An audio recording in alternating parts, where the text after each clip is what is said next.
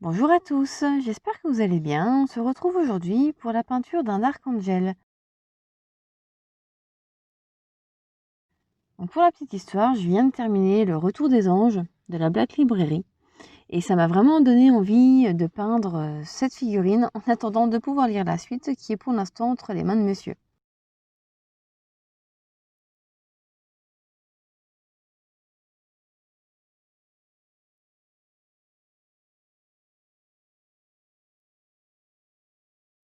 On va commencer par appliquer 2 couches diluées de Caliban Green sur l'ensemble de l'armure de notre figurine.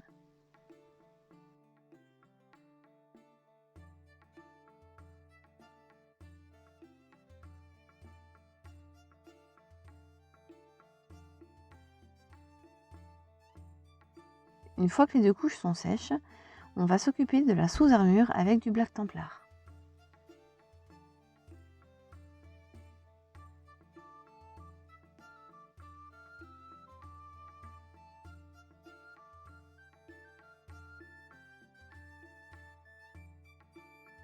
Pendant que ça sèche, et toujours avec du Black Templar, on va venir marquer tous les creux et les zones d'ombre. Si vous voulez vous épargner cette étape, l'idéal c'est de passer votre première couche de base avec du Dark Angel Green en peinture contraste.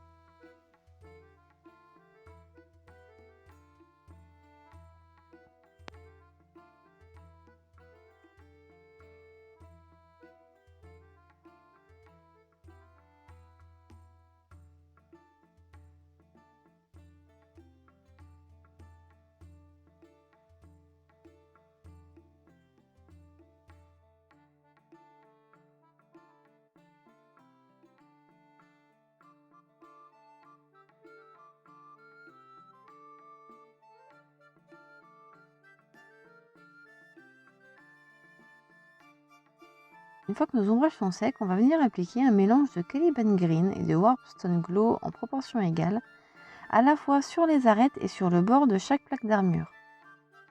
L'idée en fait, c'est de venir appliquer une teinte intermédiaire entre l'armure et les premiers éclaircissements qu'on fera par la suite. La peinture est assez diluée pour pas trop marquer la surface, ça va être très léger en fait, à peine perceptible, mais ça va adoucir les transitions.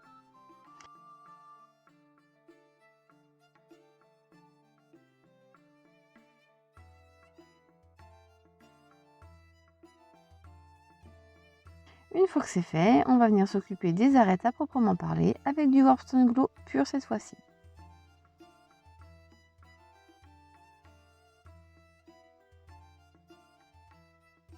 On va vraiment s'occuper de tous les angles saillants, comme sur les épaulettes,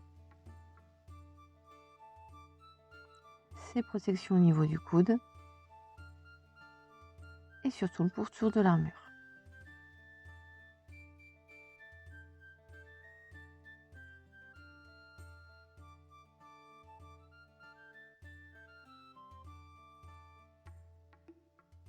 Toujours au Warpstone Glow, mais cette fois-ci assez dilué, on va venir appliquer quelques points de lumière sur certains endroits, en l'occurrence le haut des genoux,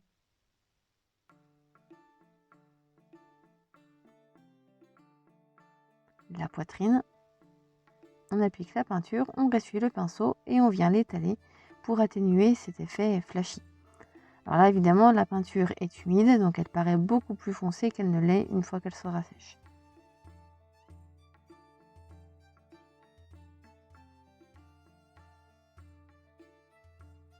Ensuite avec du mood green on va venir reprendre nos éclaircissements en prenant soin de l'appliquer sur des zones un peu plus restreintes que la couche précédente.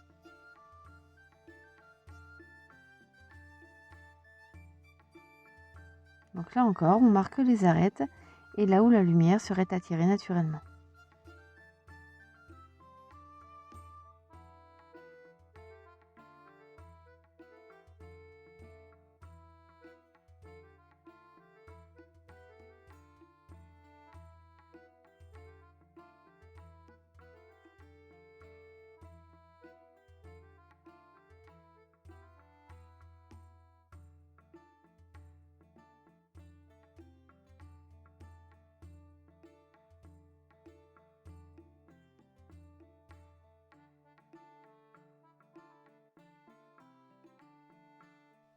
On n'oublie pas les rivets.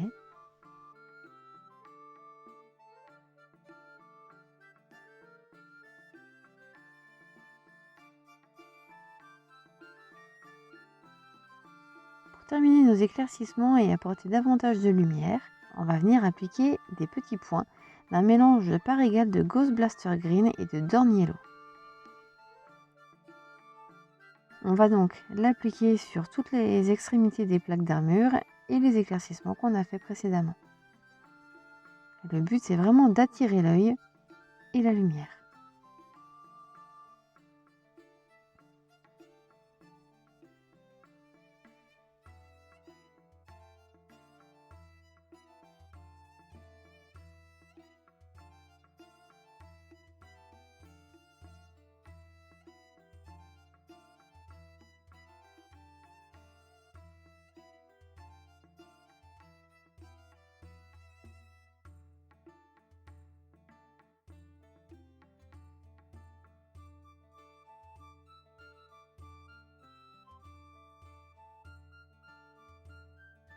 Une fois que notre armure est terminée, on va pouvoir s'attaquer à toutes les sacoches en cuir qu'il a autour de sa ceinture. Pour cela, on va appliquer une couche de Snakebit Leather. Pendant que ça sèche, on va venir s'occuper de toutes les parties en os avec du Racerbone. Sa plaque faciale, sa genouillère, puisque j'ai décidé de le faire appartenir à la 5e compagnie, donc avec un motif un peu particulier.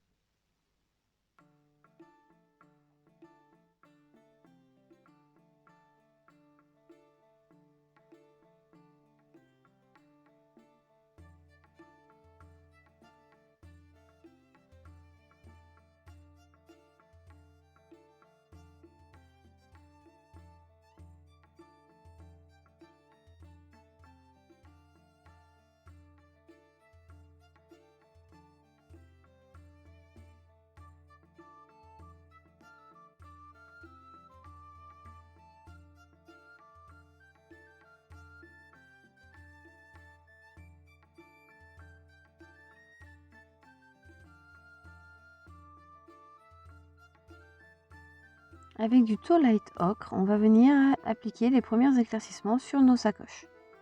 Donc, comme pour l'armure, on va s'occuper des arêtes et des pourtours de chacune d'entre elles.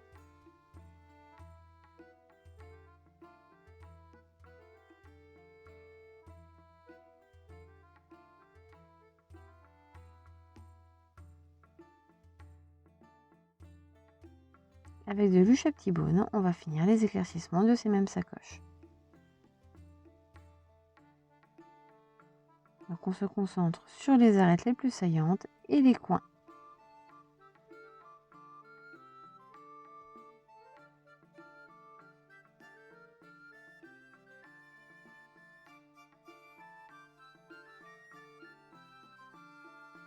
On va ensuite venir appliquer du Skeleton Horde sur toutes les surfaces osseuses. Donc sa plaque faciale, sa genouillère et le crâne qu'il arbore sur son plastron.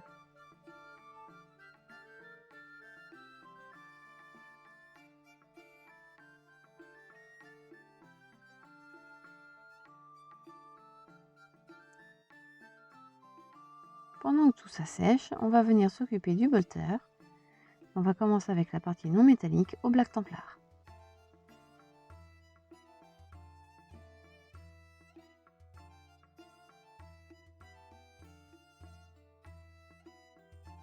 Avec de l'Iron on Steel, on va maintenant traiter toutes les parties métalliques. Sa lame, les différentes grenades qu'il a sur son armure.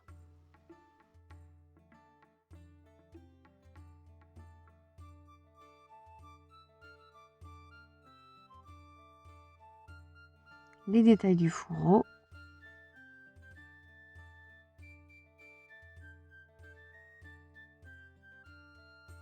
Et le bolter.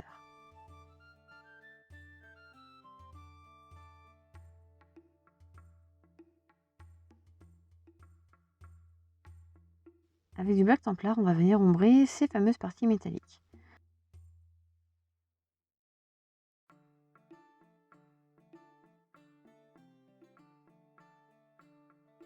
Alors sur la lame, on va créer un jeu de lumière en faisant attention à la direction dans laquelle on dépose les pigments.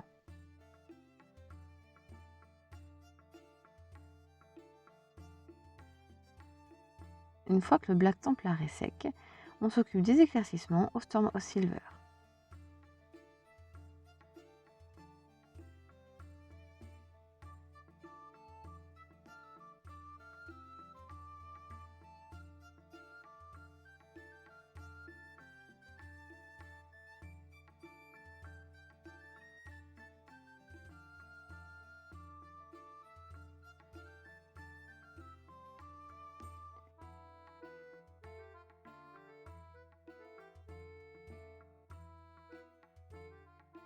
Pour finir notre genouillère, on va appliquer de l'Abaddon Black sur la partie inférieure gauche.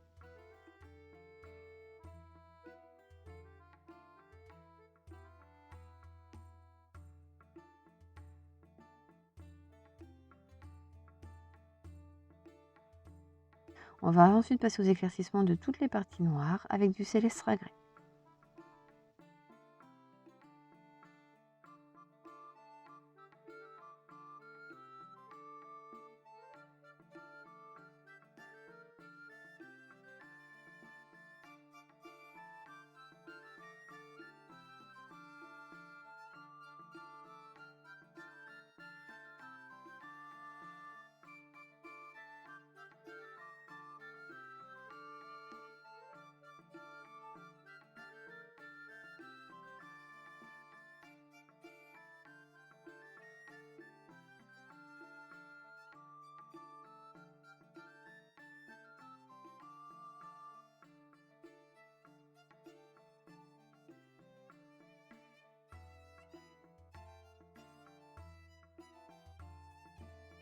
Ensuite, on va venir appliquer quelques points d'Ultuan Grey sur ces mêmes parties pour accentuer l'effet de lumière.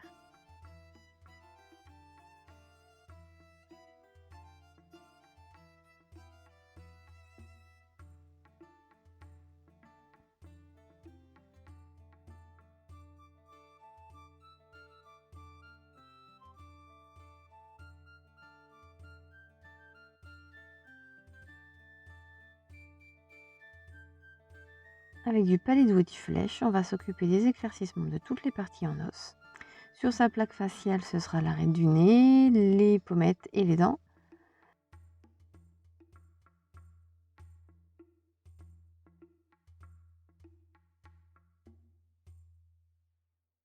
On va faire un petit réhaut sur le crâne et quelques touches sur sa genouillère.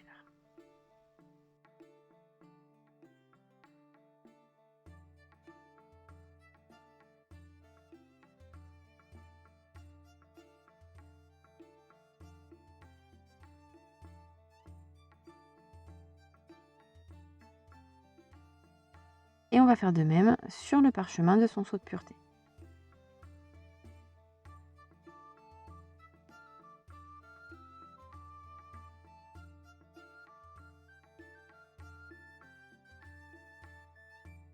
Avec du Blood Angel Red, on va peindre le sceau de pureté ainsi que ses lentilles.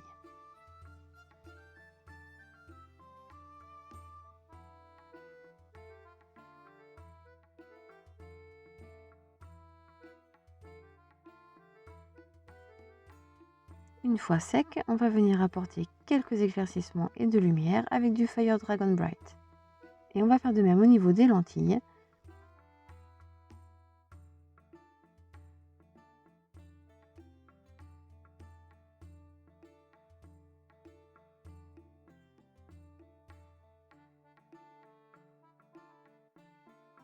Toujours pour les lentilles, on va venir appliquer un petit point de blanc sur les coins extérieurs.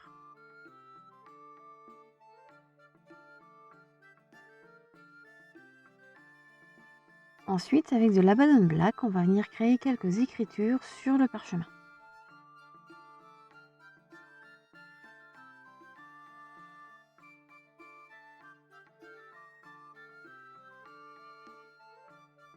Pour finir, on va venir appliquer du Dark Angel Green dilué au contraste médium sur la lame de notre Space Marine pour simuler tout simplement la réflexion de l'armure dans la lame. Donc on applique notre peinture et avec un pinceau ressuyé, on vient étirer les pigments pour lisser la surface et adoucir un petit peu la transition.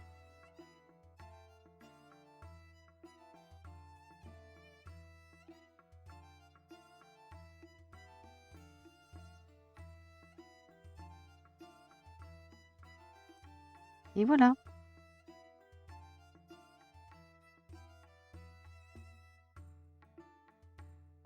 Et voici notre Dark Angel terminé. La figurine était assez sympa à peindre, et même si je suis pas une grande fan du verre en général, je suis assez contente du résultat.